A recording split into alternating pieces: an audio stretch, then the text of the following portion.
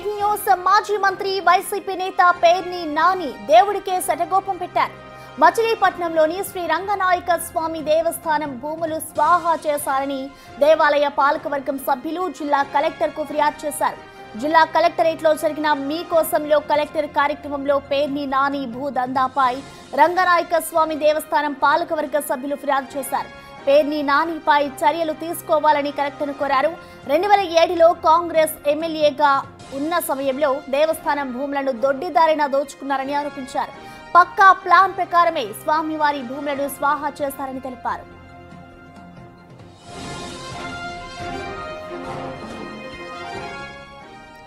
RS number 197లో స్వామివారి పేరుతో 5.33 ఎకరాల భూమి ఉంది. స్వామివారి ఆలయానికి భారీగా ఆదాయం వస్తున్నప్పటికీ 2007లో సదరు భూములకు ఆక్షన్ పెట్టించారు పేర్ని నాని. ప్లాన్ ప్రకారం ఆక్షన్లో పాల్గొన్న వారిని బెదిరించి తన అనుయాయులకు కారు చౌకగా భూములను కట్టుబెట్టించారు. గజం 8,000 రూపాయలు మార్కెట్ ధర ఉండగా కేవలం 1,000 రూపాయలకే భూములను దక్కించుకున్నారు పేర్ని నాని. ఆక్షన్ అయిన 4 ఏళ్ల తర్వాత వడ్డీ కూడా చెల్లించకుండా రిజిస్ట్రేషన్ చేయించుకున్నారు. ఆ తర్వాత తన భార్య పేర్ని జయసుధ, మామ పట్టపు రామచంద్రరావు పేరు మీద భూములు బదలాయించారు.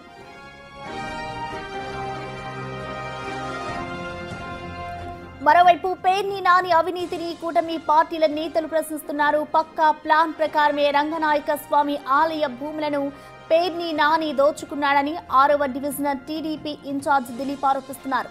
2004లో ఎమ్మెల్యేగా ఎన్నికైన నాటి నుంచి ఆలయ భూములపై పేర్ని నాని కన్నేశారని ఆరోపించారు. 2007లో వేలంపాట నిర్వహించి 5.33 ఎకరాల భూమిని పేర్ని నాని తన అనుయాయులకు దోచిపెట్టాడని, ఆ తర్వాత తన భార్య, మామ పేరు మీదకు బదలాయించారని ఆరోపించారు.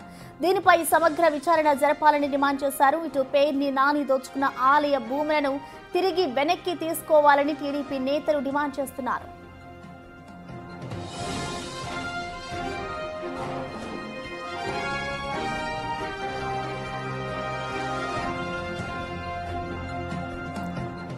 దీనిపై పూర్తి డీటెయిల్స్ ని మా ప్రతినిధి శివ లైవ్ ద్వారా అందిస్తారు. శివ, మనం చూస్తున్నాం ఇటు పేర్ని నాని ఆలయానికి సంబంధించిన భూముల్ని కాజేశారు అంటూ కూడా ఇటు ఆలయానికి సంబంధించిన వాళ్ళు చెప్తున్నారు కదా, దీనికి సంబంధించి ప్రభుత్వం ఎటువంటి యాక్షన్ తీసుకోబోతుంది అనుకోవచ్చు, డీటెయిల్స్ ఏంటి?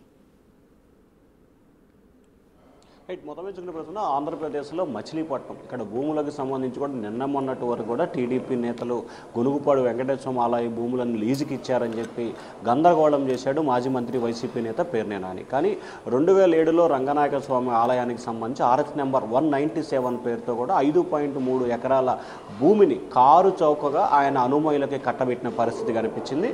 అప్పట్లో గజం దాదాపుగా 8,000 రూపాయలు ఉన్నప్పటికీ కేవలం గజం 1,000 రూపాయలకి సంబంధించి మాత్రమే ఆయన అనుమతులకి కట్టబెట్టిన ప్రయత్నం జరిగింది. ఆ తర్వాత ఆయన భార్య జయసుధ అలాగే ఆయన మామ పేరు మీద కూడా బదలాయిస్తూ కీలకమైన నిర్ణయం తీసుకున్నారు. 2004లో ఆయన ఎమ్మెల్యే అయిన దగ్గర నుంచి 2009 వరకు ఈ భూములపై పూర్తి స్థాయిలో ఫోకస్ పెట్టారు. 2007లో ఆక్షన్ వేయించి మరి ఈ భూములని తన అనుమతులకి కట్టబెట్టడంలో కీలకమైన పాత్ర పోషించారు. దీనికి సంబంధించిన టీడీపీ నేతలు పక్క ఆధారాలని, డాక్యుమెంట్స్ని, ఆ రోజు జరిగిన లావాదేవీలకు సంబంధించిన వివరాలను కూడా పూర్తి స్థాయిలో కూడా బహిర్గతం చేశారు. ఇప్పటికే ఈ అంశానికి సంబంధించి జిల్లా కలెక్టర్ కార్యాలయంలో టీడీపీ నేతలు, కూటమి నేతలు ఫిర్యాదు చేశారు.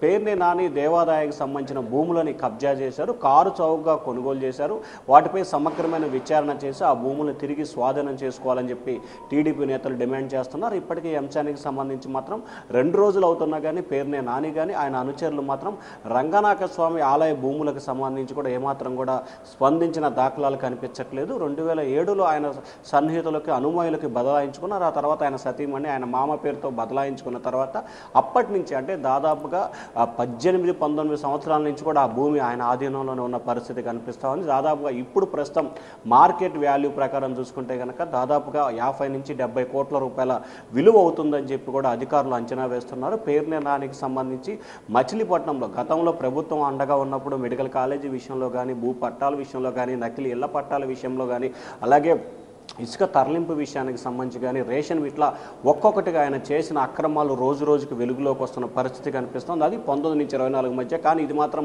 2007లో ప్రభుత్వ భూమిని కారు చౌకగా కొనుగోలు చేసిన పరిస్థితి కనిపించింది. దీనిపై ప్రభుత్వం ఇప్పటికే విచారణకు ఆదేశించే అవకాశాలు కనిపిస్తున్నాయి. ఇప్పటికే జిల్లా కలెక్టర్ని ప్రభుత్వం నివేదిక కోరినట్టు తెలుస్తూ ఉంది. వచ్చిన నివేదికను బేరేజ్ వేసుకొని కూడా ఈ భూమిని ఏం చేయాలి, ఏ రకంగా ముందుకు వెళ్ళాలి అనే దానికి సంబంధించి కూడా ప్రభుత్వం నిర్ణయం తీసుకునే అవకాశం కనిపిస్తూ ఉంది.